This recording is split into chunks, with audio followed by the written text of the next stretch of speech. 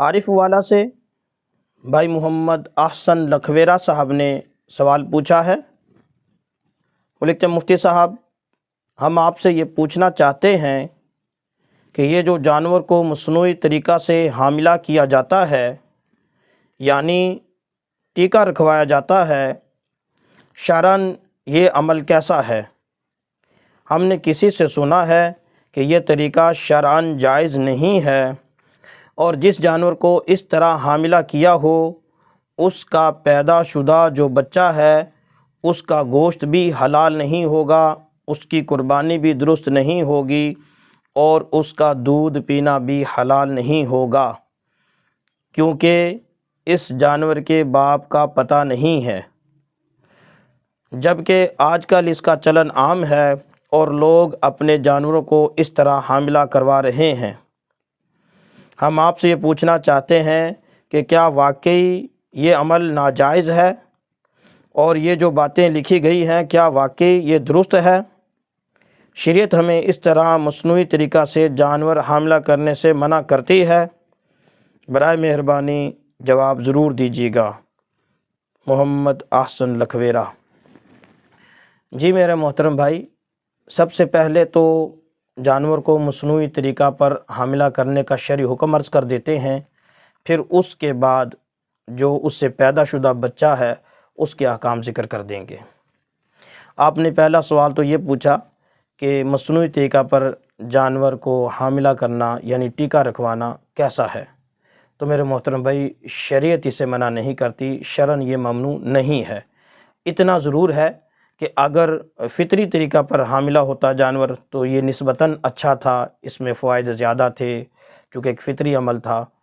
اگر ایسا نہیں ہوا ہے بلکہ ہمارے مروجہ طریقے کے مطابق جانور حاملہ ہوا ہے، بھینس یا کوئی گائے وغیرہ حاملہ ہوئی ہے، تو اس میں بھی کوئی حرج نہیں ہے، اس میں بھی کوئی قباحت نہیں ہے، بس اتنا ہی کہہ سکتے ہیں کہ ایک اعلیٰ کام سے ادنیٰ کام اختیار کیا۔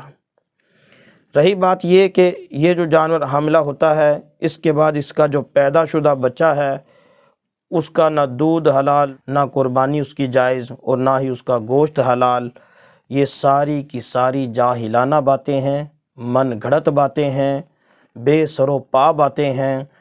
شریعت کے ساتھ ان باتوں کا کوئی تعلق اور واسطہ نہیں ہے، یہ محض من گھڑت بات ہے۔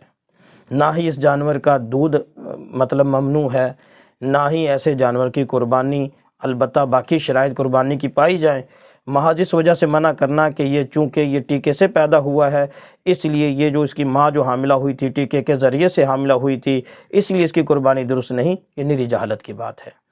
میرے محترم بھائی، دوسری بات جو آپ نے یہ کہی کہ یہ سب کچھ اس لیے ہے کہ اس کا دودھ حلال اس لیے نہیں، قربانی جائز اس لیے نہیں کہ اس کے باپ کا پتہ نہیں اس لیے یہ بغیر باپ کی ہوئی۔